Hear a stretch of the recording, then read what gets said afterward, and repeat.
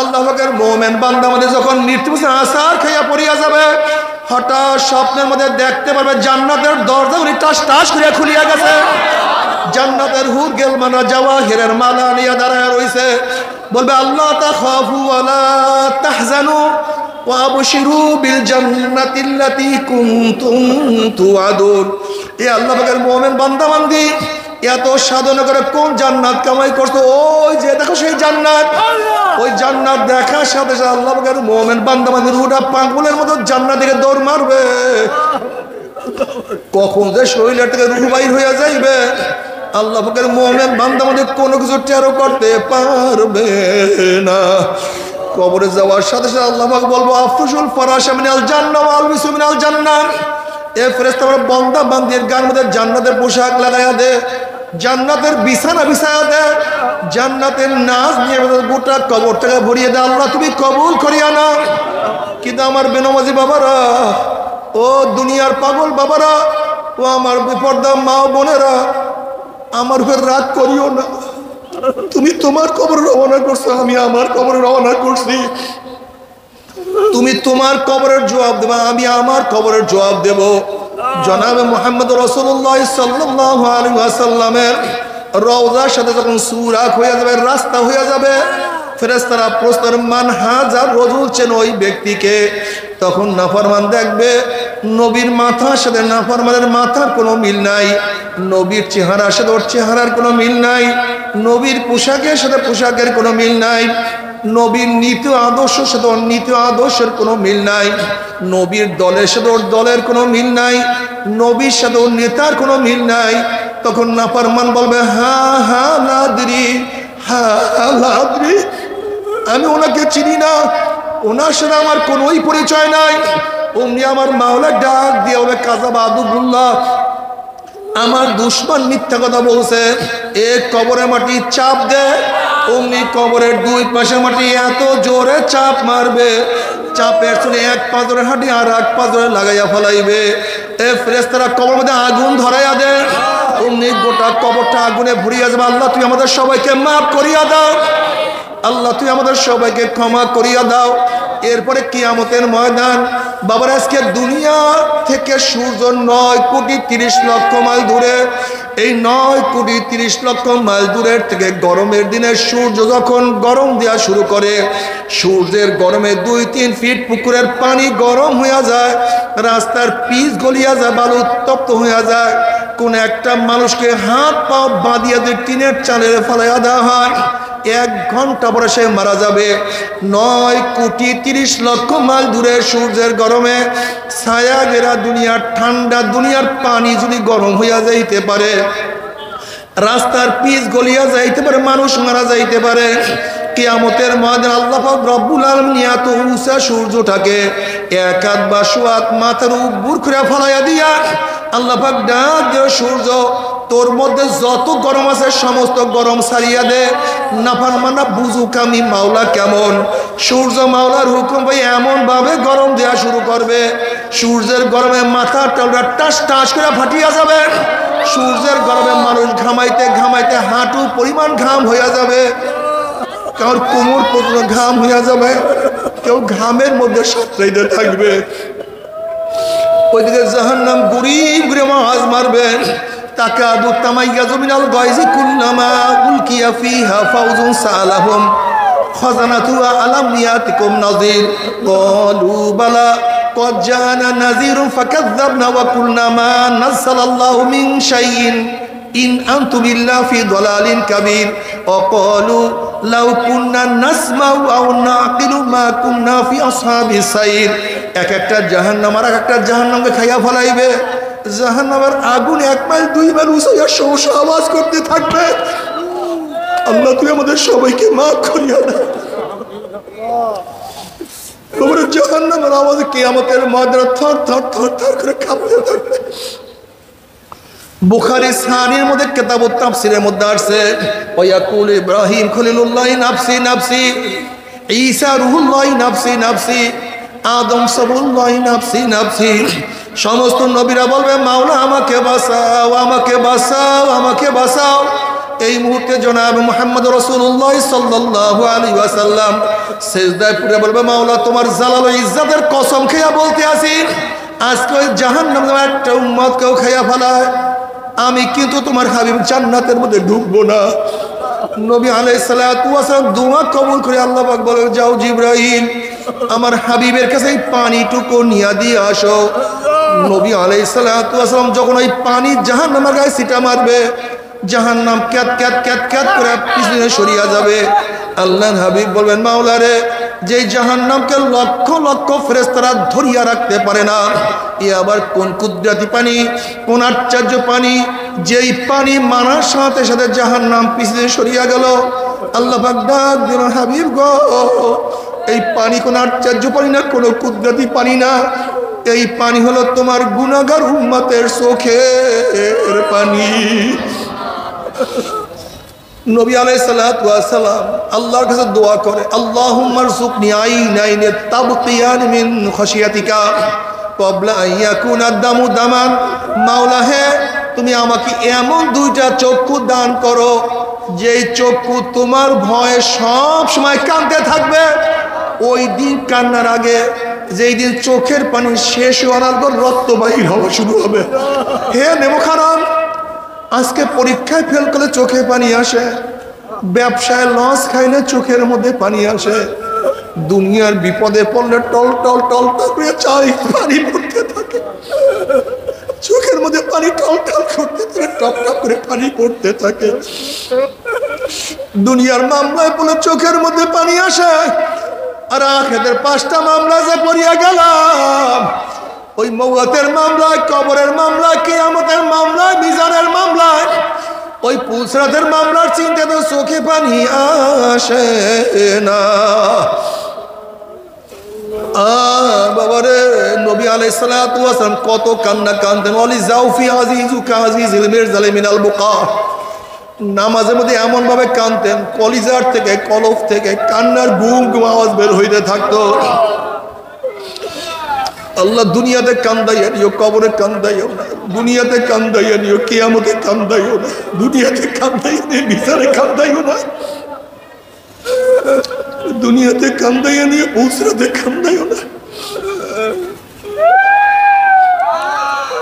বাবার এরপর কাউকে আল্লাহ পাক জান্নাত, কাউকে জাহান্নামের ফয়সালা দিয়া দিবে। জাহান্নামের ফয়সালা যাদেরকে দিয়া দিবে, একদল জাহান্নামের ফেরেশতারা হাত পার মধ্যে জাহান্নামের শিকার লাগাইয়া টানতে টানতে মিনওয়ারাই জাহান্নাম ধাম ধাম করে জাহান্নামে নিক্ষেপ করতে থাকবে। জাহান্নামে নিক্ষেপ করার পরে 1 বছর, 10 বছর, 20-30 বছর না, 70 বছর পর্যন্ত, 70 বছর পর্যন্ত জাহান্নাম নিচে যাইতেই থাকবে, যাইতেই থাকবে, যাইতেই। ডাইনে আগুন, বামে আগুন, উপরে আগুন, নিচে আগুন। বাবা সহ্য করতে পারবি? ওই জাহান্নামের আকসান আজ আমাদের কেউ তো সহ্য করতে পারবো না। তবে মোমেন মুসলমান বলতে সবাই রে মনে চায় গুনার থেকে ফিরিয়ে আনা কামল করিয়া মাওলার জান্নাতে তো সবাইরই যাইতে মনে চায়। গুনাহ নিয়ে মাওলার জাহান্নামে কাউরে কিন্তু যাইতে মনে চায় না। কিন্তু কেনই বা নেক আমল করতে পারি না, কেনই বা গুনার কাম ছাড়তে পারি না? এর মূল কারণ হলো আপনার এবং আমার পিছনে নফস এবং শয়তান লাগিয়া রয়েছে। এই নফস এবং শয়তান থেকে ফেরার জন্য যে কোনো একজন হক্কানি আল্লাহর ওলির হাতে হাত দিতে হবে রে বাবা। খবরদার, বর্তমান জমানায় পীর মুরিদিন নামে ভেজাল, শিরক, বেদাত, হিংসা, হাসাদে পরিণত হয়ে গেছে। সমস্ত আল্লাহর ওলির একমত, যেই পীরের 5 জন মুরিদের মধ্যে কমপক্ষে 3 জনকে দেখবেন আলহামদুলিল্লাহ সুন্নাত মাহফুক আমল আখলাক মজবুত হয়ে যাইতে আছে, গুনার কাম ছাড়তে আছে, নেকের আমল ধরতে আছে, কলম নরম হইয়া চোখে পানি আসতে আছে। বিরিক্ষতর নাম কি, ফলে পরিচয়? আমি চরমনাই বুঝি না। চরমনের দাওয়াত, প্রশংসা, প্রচার প্রসার করার জন্য আসিনে রে বাবা। চরমনাই যাওয়ার তোমার কোনো দরকার নাই, কোনো দরকার নাই, কোনো দরকার নাই। তুমি যাহার কাছে গিয়া পারো গুনাহ কাম ছাড়ো, নেকের আমল ধরো, কলব নরম করিয়া চোখে পানি নিয়া মাওলার কবরে যাইও। যেরকম দুনিয়ার ঘরে আগুন লাগলে পানি ছাড়া নিবানো যায় না, ঠিক তদ্রুপ তোমার এবং আমার গুনার দ্বারা যে জাহান্নামের আগুন জ্বলিয়া রইছে, চোখের পানি ও ছাড়া কিন্তু জাহান্নামের আগুন নিবানো সম্ভব না।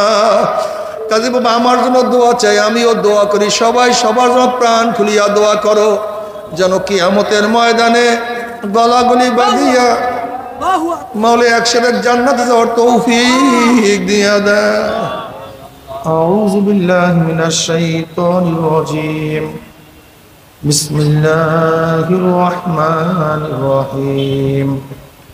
ফারিকুন ফিল জান্নাতি ওয়া ফারিকুন ফিস সাঈর। সাদাকাল্লাহু মাওলানা আযীম ওয়া সাদাকা রাসূলুন নবিয়ুল কারীম। আল্লাহ পাকের বান্দা জনাব মুহাম্মদ রাসূলুল্লাহ সাল্লাল্লাহু আলাইহি ওয়াসাল্লামের উম্মতগণ, আল্লাহ পাক রব্বুল আলামিন আপনাকে আমাকে এই ফিতনা ফাসাদের জমানায় যখন তাম দুনিয়ার থেকে ইসলাম মুসলমানদেরকে মিটিয়ে দেওয়ার ষড়যন্ত্র চলতেছে, তাম দুনিয়ার মধ্যে ইসলাম মুসলমান থাকবে কি থাকবে না এই প্রশ্নের সৃষ্টি হয়েছে। যে জমানে মানুষ নেকের কাজ ছাড়তেছে, গুনার কাজ ধরতেছে, শুধু গুনার কাজ ধরেই না বরং গুনার কাজে প্রতিযোগিতা শুরু করছে, কে কার আগে জাহান্নামে যাবে। সবাই বলি নাউযুবিল্লাহ। যে জমানে মানুষ নেকের কাজে আশ্চর্য হয়, গুনার কাজে স্বাভাবিক থাকে, যে জমানে মুসলমান ইসলামকে পছন্দ করে না বরং নামধারী মুসলমান ইসলামের সবচেয়ে বড় দুশ্মন হয়ে গেছে। যে জমানে মানুষ নেকের কাজে আশ্চর্য হয়, গুনার কাজে স্বাভাবিক থাকে, নেকের কাজে আশ্চর্য হয়, গুনার কাজে স্বাভাবিক থাকে, সেই মুহূর্তে আল্লাহ পাক রব্বুল আলামিন আপনাকে আমাকে কোরআন ও হাদিসের মজলিস, আলেম ওলামা মুমিন মুত্তাকিন জাকিরিন শাকিরিনদের গুরুত্বপূর্ণ এক দামি মজলিসে আসার বসার বলার শোনার তৌফিক আল্লাহ পাক দান করছেন। শুকরিয়া তান সবাই বলে আলহামদুলিল্লাহ।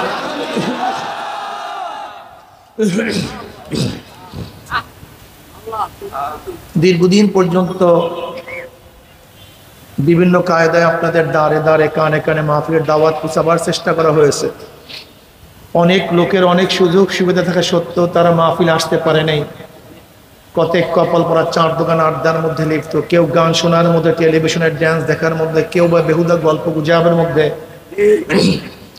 কপাল পরার মাহফিলে আসতে পয়সাও খরচ হয় না, কষ্টও লাগে না, তা সত্ত্বেও কপাল পরা মাহফিলে আসতে পারে নাই।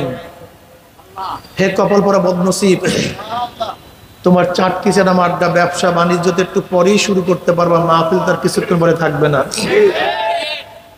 আবার মাহফিলের মধ্যে খোঁজ করে দেখবেন কিছু আল্লাহ পাকের বান্দা বহুত দূর দূরান্ত থেকে বহুত কষ্ট করে স্বীকার করে দোকানের মধ্যে তালাবদ্ধ করে ব্যবসার মধ্যে লাথি মেরে দুনিয়ার সমস্ত ঝামেলাকে পদদলিত করে মাহফিলে হাজির হয়ে গেছে। ওই ব্যক্তি এত কাছে থাকা সত্ত্বেও মাহফিলে আসতে পারে নাই। আপনি এত দূরের থেকে আসছেন কিভাবে?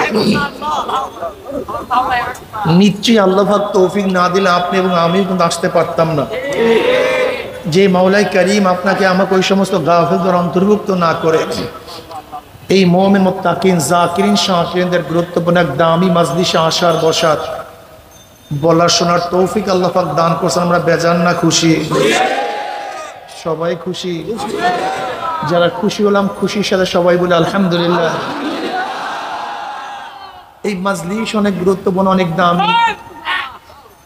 যেরকম দুনিয়ার দামি মানুষকে রিসিপশনের জন্য গোটা এরিয়াকে প্রশাসন ঘিরিয়া ফেলায়, আপনার দামি হওয়ার কারণে গোটা এরিয়াকে ফেরেশতারা ঘিরিয়া ফেলাইছে।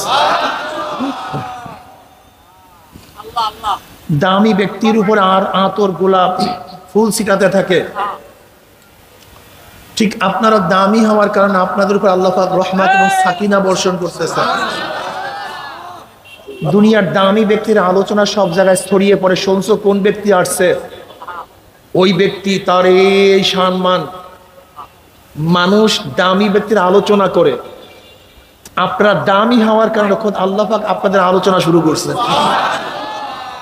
ওয়ান আবি হুরায়রা রাদিয়াল্লাহু তাআলা আনহু, ওয়ান আবি সাঈদ খুদরি রাদিয়াল্লাহু তাআলা আনহু أنهما شهد على رسول الله صلى الله عليه وسلم أنه قال لا يقود قوم يذكرون الله تعالى إلا حفتهم الملائكة وغشيتهم الرحمة ونزلت عليهم السكينة وذكرهم الله في من عنده رواه মুসলিম। আমি সব সময় জিকিরের মাজলিসকে ধোলাই কারখানা বলি। যেরকম ধোলাই কারখানায় যখন জামা কাপড় দেওয়া হয়, জামা কাপড়গুলি ময়লা থাকে, কারখানা যখন ফেরত দেয় পরিষ্কার, ময়লার কোনো চিহ্নও থাকে না। ঠিক এখানে যখন ঢুকছিলাম আমলনামায় গুনার বহুত ময়লা ছিল। আল্লাহ পাক কবুল করলে মাজলিস থেকে বের হয়ে যাবে, গুনাহ সব সাফ হয়ে যাবে, পরিষ্কার। বক্তব্য আমার না, বুখারীর মধ্যে দীর্ঘ এক রওয়ায়াত আছে, আবি হুরায়রা রাদিয়াল্লাহু তাআলা قال قال رسول الله صلى الله عليه وسلم إن لله ملائكة يطوفون في الطرق يلتمسون أهل الذكر فإذا وجدوا قوما يذكرون الله تعالى تنادوا هلموا إلى حاجتكم فيحفونهم بأذنة السماء الدنيا فيسألهم ربهم عز وجل وهو أعلم منهم ما يقول عبادي تقول يسبحونك ويكبرونك ويحمدونك ويمجدونك। এরকম বিভিন্ন প্রশ্ন এবং জবাব দেওয়ার পর আল্লাহ পাক সিদ্ধান্ত দেন উশহিদুকুম আন্নী ক্বাদ গফারতু লাহুম, ফেরেশতারা সাক্ষী থাক গোটা মাজলিসের বান্দাদের গুনাহ আমি সব মাফ করে দিয়েছি। ইয়াকুলুল মালাকু মিনাল মালাইকাতি ফীহিম ফুলানুন লাইসা মিনহুম ইন্নামা জাআ লিহাজাতান ইয়াকুল আযজা ওয়া জাল্লা হুমুল জুলাসা লা ইয়াশকা জালিসুম রাহুল বুখারী। এক ফেরেশতা বলতেছে মাওলা হে সবাইকে মাফ করিও না, যারা জিকির আজকার করছে, তোমার কাছে জান্নাত চাইছে, জাহান্নাম থেকে নাজাত চাইছে, পানা চাইছে, এই গুণে যারা গুণান্বিত তাদেরকে মাফ করো। ফীহিম ফুলানুন লাইসা মিনহুম, এই মাজলিসের মধ্যে এমনও কিছু লোক আছে যারা এখানে তো মাহফিল শোনার জন্য আসে নাই, কেউ আসছে লাইট জ্বালাবার জন্য, মাইক চালাবার জন্য, কেউ আসছে কাউকে খোঁজার জন্য, কেউ আসছে সমালোচনা করার জন্য, কেউ আসছে দেখার জন্য। তুমি সবাইকে মাফ করলা কেন? যারা জিকির আজকার করছে, তোমার কাছে জান্নাত চাইছে, জাহান্নাম থেকে নাজাত চাইছে, তুমি তাদেরকে মাফ করো। কিন্তু ফীহিম ফুলানুন লাইসা মিনহুম, এর মধ্যে এমনও কিছু লোক আছে যারা এই গুণে, জিকিরের গুণে গুণান্বিত না, তোমার কাছে জান্নাত চাওয়ার গুণে গুণান্বিত না, জাহান্নাম থেকে নাজাত চাওয়ার গুণে গুণান্বিত। এদেরকে মাফ করলা কেন? এদেরকে মাফ করিও না। আল্লাহ আল্লাহ কি বলেন? হুমুল জুলাসা লা ইয়াশকা জালিসুহুম। শোন ফেরেশতারা কে কোন কারণে ঢুকছে দেখার বিষয় নয়, এই মাজলিসে যারা ঢুকছে ঘরে সব মাফ হয়ে গেছে। এর উদাহরণ, আপনার জমিদার বাড়ির বিবাহের কার্ড পান নাই, কিন্তু আপনি কার্ডওয়ালাদের সাথে মেহমানখানে ঢুকে গেছেন। এখন কি খাদিমদার আপনার কাছে বলবে ভাই কার্ড আছে কিনা, কার্ড আছে কিনা? এর ইজ্জত আবরুর খেলাফ। শাহী মেহমানখানায় ঢোকার পরে কার্ড দেখা হয় না, ওখানে যারা ঢুকে তাদেরকে খাদ্য দেওয়া হয়। যেহেতু আপনার কাছে কার্ড নাই, বসছেন কার্ডওয়ালার সাথে, কার্ডবিহীন লোকগুলি কার্ডওয়ালাদের সাথে থাকার কারণে কার্ডওয়ালাদের যে খাদ্য কার্ডবিহীনদের একই খাদ্য, কার্ডওয়ালাদের যে সম্মান কার্ডবিহীনদের একই সম্মান, কার্ডওয়ালাদের যে ইজ্জত কার্ডবিহীনদের একই ইজ্জত। যদি দুনিয়ার মধ্যে কার্ডওয়ালাদের সাথে কার্ডবিহীনরা থাকলে একই আপ্যায়ন আপ্যায়িত হতে পারে, তাহলে এখানে কিছু লোক আছে কার্ডওয়ালা, নেককার, আল্লাহওয়ালা, আর আমরা কিছু লোক আছি বদকার, গুনাহগার, কার্ডবিহীন, যাদের কার্ড নেই। বসছি আমরা কার্ডওয়ালাদের সাথে, নেককারদের সাথে। দুনিয়ায় যদি কার্ডওয়ালাদের সাথে থাকার কারণে একই আপ্যায়ন আপ্যায়িত হতে পারে, আমরাও গুনাহগাররা নেককারের সাথে বসার কারণে আল্লাহ পাক রব্বুল আলামিন যখন তাদেরকে মাফের ঘোষণা দিবেন, তাদের সাথে থাকার কারণে আপনাকে আমাকে মাহরুম করবেন না, আল্লাহ আপনাকে আমাকে মাফ করে দিবেন।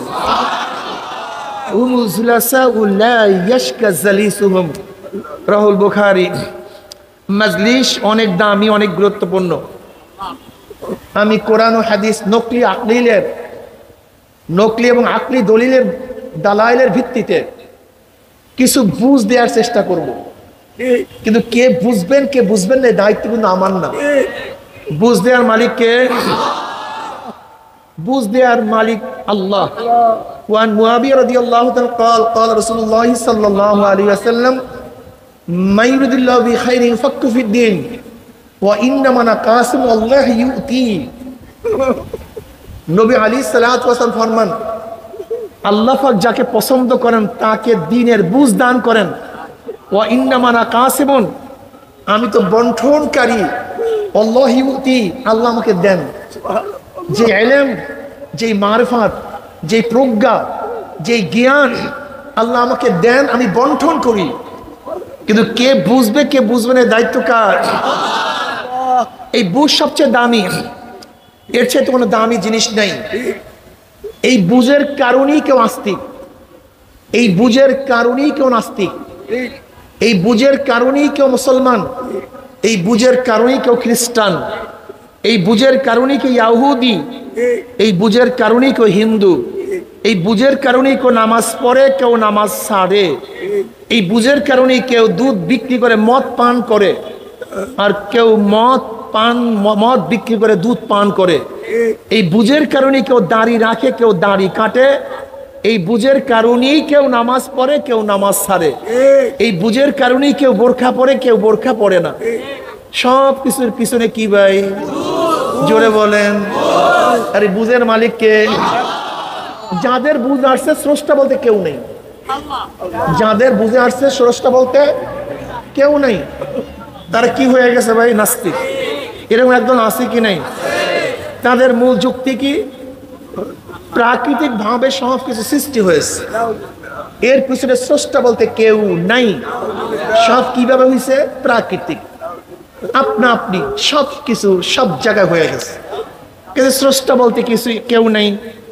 এর জন্য ডারউইন দি অরিজিন অফ ম্যানের মধ্যে খুব ভালো মতো প্রমাণ করতে চেয়েছেন মানুষের সৃষ্টির উৎস কি, অরিজিন কি, কিভাবে মানুষ সৃষ্টি হয়েছে। এই ডারউইন বুঝাতে চেয়েছেন গোটা দুনিয়া সৃষ্টি রহস্য কি। সূর্যের আলোর থেকে পানির সৃষ্টি, পানির ঢেউয়ের মধ্যে ফেনার সৃষ্টি, ফেনার মধ্যে পোকার সৃষ্টি, পোকার থেকে ব্যাঙের সৃষ্টি, ব্যাঙের থেকে বানর বা পশুর সৃষ্টি, সেখান থেকে দীর্ঘ মেয়াদি প্ল্যানের পরে আস্তে আস্তে মানুষ হয়ে গেছে। এইটা শুধু থিওরির মধ্যে তিনি সীমাবদ্ধ করেন নাই। আমাদের দেশের বান্দর মাত্রা মানুষরা আমাদের সিলেবাসের মধ্যে নিয়ে আসছে। এদের থিওরি কি? মানুষ মানুষের থেকে না, মানুষ কিসের থেকে? মানুষের থেকে না, মানুষ জানোয়ারের থেকে। এই থিওরিতে যারা বিশ্বাসী, হুবাহু বানরের সাথে জানোয়ারের সাথে তার মিলও আছে। কি বিশ্বাস হয় না? জানোয়ারের সাথে কি আছে? জানোয়ার প্রস্রাব করার পরে পানি খরচ করে, ঠিক আছে না? ওই যারা মনে করে আমরা জানোয়ারের জাত, তারাও কিন্তু প্রস্রাব করার পরে নাড়াচাড়া দিয়ে হাইটে যায়, পানি খরচ করে। মিল নাই। জানোয়ার তো তাদের লজ্জাস্থান খুব সুন্দর ঢাকিয়া ঢুকিয়া রাখার চেষ্টা করে, কথা ঠিক না? হ্যাঁ, আল্লাহ। ঠিক ওই জানোয়ারের যারা গোষ্ঠী, তারাও কিন্তু কোনো ঢাকার চিন্তা করে না, সব কিছু ফ্রি। জানোয়ার তো বিবাহ শাদীতে আবদ্ধ হয়, ঠিক না ভাই? কি আছে না বিবাহ শাদী, অমুক দিন কাবিন নামা হয়েছে, বিবাহ হয়েছে।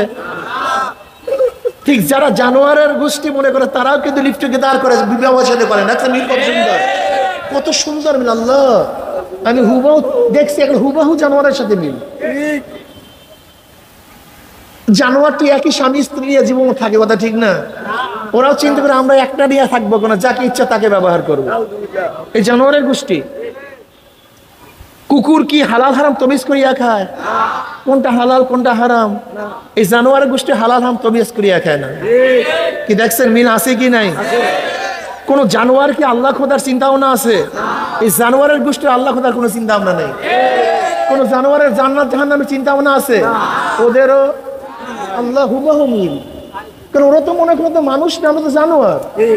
আমাদের পূর্বপুরুষ হইলো বানর, শিম্পাঞ্জি। কিন্তু আমরা এত কানুনের মধ্যে কেন থাকতে যাব? এখন যারা যারা জানোয়ার হইতে চান হন, এটা আশ্চর্য হওয়ার কিছু নাই। একদল মানুষ জানোয়ার হবে, এটা আশ্চর্য হওয়ার কিন্তু আপনি হবেন কি হবেন না এই প্রশ্ন আপনার কাছে। জানোয়ার হবে না তা না, হবে, কিন্তু আপনি হবেন কি হবেন না। ইমাম গাজ্জালী রহমতুল্লাহ আলাইহি বলেন আল্লাহ পাক রব্বুল আলামিন তার কুদরাতে 3 ধরনের মাখলুকাত সৃষ্টি করেছেন। কত দরকার? 3 ধরনের মাখলুকাত সৃষ্টি করেছেন। নাম্বার 1 জানোয়ার, নাম্বার 2 ফেরেশতা, নাম্বার 3 মানুষ। জানোয়ার, ফেরেশতা, মানুষ। আল্লাহ পাক জানোয়ার সৃষ্টি করেছেন, প্রবৃত্তি চাহিদা দান করছেন, কিন্তু মেধা আকল দান করেন নাই, জ্ঞান দান করেন নাই। তার উল্টা ফেরেশতা, আল্লাহ ফেরেশতাদেরকে যথেষ্ট পরিমাণ জ্ঞান আকল দান করছেন, কোনো চাহিদা প্রবৃত্তি দান করেন নাই। উভয় সমন্বয় মানুষ। খুব ভালো মতো বুঝবেন, জানোয়ারের খাওয়ার চাহিদা আছে কি নাই? কিন্তু হালাল হারাম তমিজের জ্ঞান নাই। জানোয়ারের পায়খানা প্রসাবের চাহিদা আছে কি নাই? কিন্তু কোন জায়গায় করব কোন জায়গায় করব না এই বিবেক নাই। জানোয়ারের যৌনতা আছে কি নাই? কিন্তু কোন জায়গায় প্রয়োগ করব কোন জায়গায় প্রয়োগ করব না জ্ঞান আছে, চাহিদা নাই।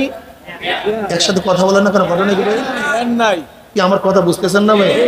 ক্লাস তো, এই ওয়াজ নসিহত করে ক্লাস।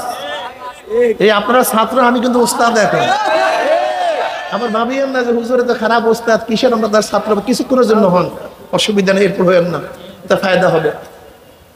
জানোয়ারের কি ছিল না? কি ছিল? নাই কি? তার উল্টা ফেরেশতা আছে কি? জন্মের জ্ঞানী, জ্ঞানের কোনো অভাব নাই, আকলের কোনো অভাব নাই। নাই কি? পায়খানা করার চাহিদা, প্রস্রাব করার চাহিদা, সুন্দর মেয়ে দেখার চাহিদা, সিনেমা দেখার চাহিদা, সুন্দর সুরে গান শোনার চাহিদা নাই না? ভালো খাওয়ার চাহিদা আছে কি? নাই কি? উভয় সমন্বয়, চাহিদাও আছে। হ্যাঁ, এবার মানুষ বুঝতে হবে মানুষ কি জিনিস। এইটা বুঝলে হাজার মাসালা হল হয়ে যাবে। এই যত আমাদের ইখতিলাফাত আছে, মতনৈক্য আছে, যদি এই ট্রিফিক্সটা বুঝতে পারেন তাহলে আমার কোনো মতনৈক্য থাকবে না। আমাদের খাওয়ার চাহিদা আছে, কিন্তু আমার জ্ঞান আছে হালাল না হারাম, উচিত কি উচিত না, ঠিক না? আমাদের পায়খানা প্রস্রাবের চাহিদা আছে, প্রস্রাব করেন তো এখানে পারলে। যদি গরু থাকতো পারতো কি পারতো না? তো ওরও প্রস্রাবের ব্যাগ হয়েছে, আপনারও প্রস্রাবের ব্যাগ হয়েছে, আপনি পারবেন না কেন? বাধা দিছে কে? আকল, জ্ঞান, ঠিক না? কিন্তু খোদ গরুর মালিক নিজেই দুধ দহন করতেছে, আর তার তো প্রস্রাবের ব্যাগ আসছে। এখন চিন্তা করবো, হ্যাঁ দুধের মধ্যে পড়বে, এখন প্রস্রাব করলে পায়খানা করলে খোদ মালিকের মাথার মধ্যে পড়বে, এটা ঠিক না? পরে করবো, ঠিক আছে না ভাই? আসছে তো কারবার শেষ। কিন্তু তোমার মাথার মধ্যে উচিত কি উচিত না, ঠিক না? খাওয়ার লোভ আসছে, অমনি হালাল না হারাম। যৌনতা আসছে, অমনি চিন্তা করি হালাল না হারাম। কিন্তু জানোয়ারের। এবার আসুন, যেই ব্যক্তি তার চাহিদাকে জ্ঞান দ্বারা কন্ট্রোল করতে পারবে, ওই ব্যক্তিকে আল্লাহ পাক ফেরেশতাদের সাথে দামি বানায় দেবে। ওয়ালাকাদ কাররামনা বানি আদম, ওয়ালাকাদ কাররামনা বানি আদম। যেহেতু ফেরেশতাদের মধ্যে চাহিদা ছিল না, এর মধ্যে চাহিদা ছিল কিন্তু করে নাই। আল্লাহু আকবার। আর যেই ব্যক্তি তার চাহিদাকে জ্ঞান দ্বারা কন্ট্রোল করতে পারবে না, উলাইকা কাল আনআমি বাল হুম আযাল, ওই মানুষরূপী জানোয়ারটা গরুর চেয়েও খারাপ, কুকুরের চেয়েও খারাপ। উলাইকা শাররুল বারিয়া, ওগুলো কুত্তা শিয়াল শুয়ারের চেয়েও খারাপ। মানে আল্লাহর ভাষায়, আমার ভাষায় না কিন্তু। আসলে আমাদের ভুলটা কোন জায়গায়? আমাদের মূল ভুলটা কোন জায়গায়? আমরা চেহারাকে মানুষ মনে করি, এই অবয়বকে মানুষ মনে করি, এই হাত পাও চক্ষু নাক কানকে মানুষ মনে করি। এইটা চরম ভুল। যদি অবয়বের নামে মানুষ হয়, তা চোরকে আপনি চোর বললেন কেন, মানুষ বললেন না কেন? ডাকাতকে ডাকাত বললেন কেন, মানুষ বললেন না কেন? ধর্ষককে ধর্ষক বললেন, মানুষ বললেন না কেন? জালেমকে জালেম বললেন, মানুষ বললেন না কেন? খুনিকে খুনি বললেন, মানুষ বললেন না কেন? আসলে অবয়বের নাম মানুষ না। ফেরাউনের অবয়ব ঠিকই ছিল আমাদের মতোই, আবু জেহেলের অবয়ব আমাদের মতোই ছিল, নমরুদের চেহারা সুরত আমাদের মতোই, পার্থক্য নাই।